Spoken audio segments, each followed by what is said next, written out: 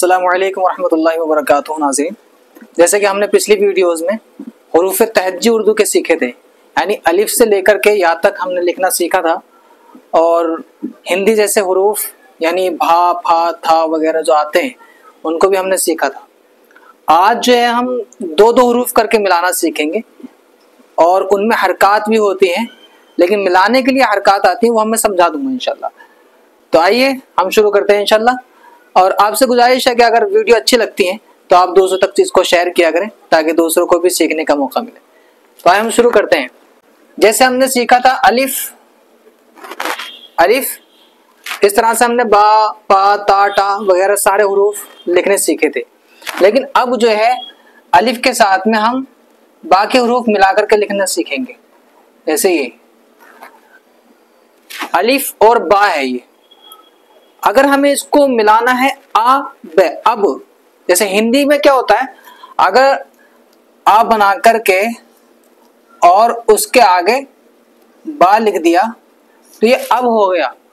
लेकिन यहाँ पे ऐसा अभी अब हुआ नहीं है, ये अब भी हो सकता है और इब भी हो सकता है और उब भी हो सकता है।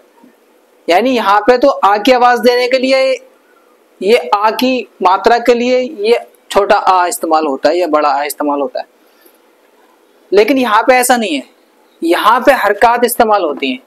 इसी के ऊपर अगर जबर लगा दिया हमने तो ये आ, ये बा को साकिन करते हैं मिलाने के लिए, तो ये आ बा में मिल जाएगा अलिफ बा जबर अब।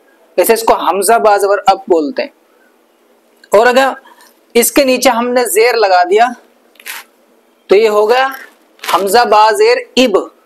अब हमें यहाँ पे तो ई बनानी पड़ेगी इब करने के लिए, लेकिन यहाँ पे ऐसा नहीं है, यहाँ पे सिर्फ जबर जेर की चेंजिंग से आवाज बदल जाती है।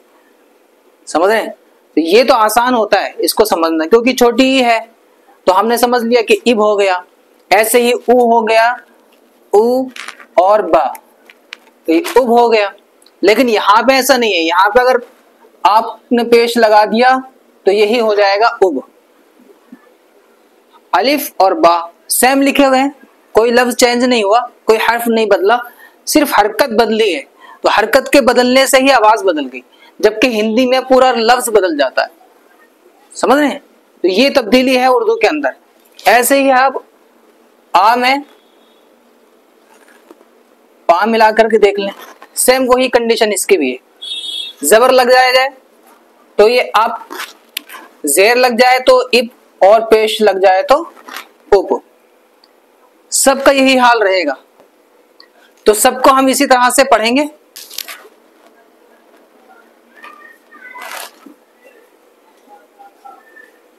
सबका यही हाल रहेगा, सबको हम इसी तरह से समझेंगे।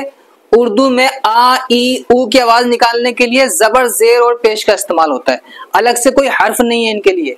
जैसे हिंदी में हर्फ है, आ, छोटा आ, बड़ा आ वगैरह खींचने के लिए बड़ा आ का इस्तेमाल होता है। ऐसी छोटी ई, ज्यादा नहीं खींचना हो तो छोटी, और अगर खींच के इस्तेमाल करना है तो बड़ी। ऐसी छोटा ऊ बगैर खींचे, और बड़ा ऊ जो है खींचने के लिए। तो वहां पे एक हर्फ है, एक लफ्ज है, लेकिन यहाँ पे ऐसा नहीं है, सिर्फ हरकतों से काम चलता है। अब हम पहले इसी में मिलाना सीख लेंगे। आ, ट, अट और हमजा ता जबर हो जाएगा अत। जेर लगा देंगे तो इत हो जाएगा, वही सेम चीज है। ठीक है, अब हमने हमजे में तो मिलाना सीख लिया। मैंने आपको पहले बताया था कि कुछ हुरूफ ऐसे हैं जिनकी शक्लें बदल जाती हैं, जब वो हर्फ मिलकर के आते हैं तो उनकी शक्लें बदल जाती हैं। लेकिन वो स्टेप आगे का है, पहले हम सिर्फ अलिफ के साथ में बाकी हुरूफ को मिलाना सीखेंगे। तो अलिफ क्योंकि मिलता नहीं है किसी भी हुरूफ में, अलिफ जो होता है हमजा वो अलग आता है। अगर शुरू में आएगा तो वो अगले हर्फ से मिलेगा नहीं, जैसे ये आप देख रहे हैं अलग लिखा हुआ रहेगा। इसके आगे जो भी हर्फ आएगा वो पूरा बनेगा। जैसे हमजा सीन जबर अस, ये पूरा ही बनेगा। ऐसे ही हमजा यानी अलिफ दाल और जबर अद, ऐसे ही कोई और हर्फ ले लें, हमजा काफ जबर अक। ठीक है, ऐसे ही आप ये ले लें हमजा नून जबर अन या पेश लगा दो तो उन हो जाएगा, जेर लगा दो तो इन हो जाएगा, इसकी आवाज तब्दील हो जाएगी। तो ये हमजा क्योंकि किसी में नहीं मिलता है इसलिए इसकी शक्ल भी चेंज नहीं होगी, और आखिर वाले हर्फ पे क्योंकि आवाज लास्ट हो रही है इसके लिए उसके आगे कोई हर्फ है नहीं, दो ही हर्फ मिले हुए हैं, लिहाजा वो पूरा बन के आएगा। और जब ये दो से ज्यादा हरूफ होंगे, जैसे या हमजे के अलावा अलिफ के अलावा कोई दूसरा हर्फ होगा, जैसे मिसाल के तौर पर बा को बा में मिला दें तो बा आधा बनेगा, ये शक्ल होती है इन जैसे हरूफों की, बा, पा, ता। अच्छा, नून भी इस तरह से आएगा, नून है और या है, ये इस तरह से बनते हैं, ये सिर्फ नुक्तों की चेंजिंग से हो जाएंगे।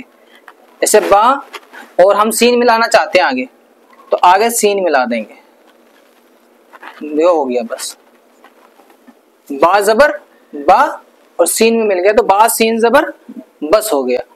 यहाँ पे हमजा बा जबर अब हो गया और ये बा के बाद में सीन मिला तो बा से बस हो गया। ऐसे अगर जेर लगा देंगे, बिस पेश लगा देंगे तो बुस हो जाएगा, सेम है। ऐसे ही बा में ता मिला दें, बा और ता, तो बा जबर बा ता साकिन, बा ता जबर बत हो गया। तो यहाँ पे तो अलिफ क्योंकि अलग था, ये देखें, ये जब मिलके आता है तो इसकी शक्ल ऐसी होती है जैसे यहाँ पे आया था, इस तरह से।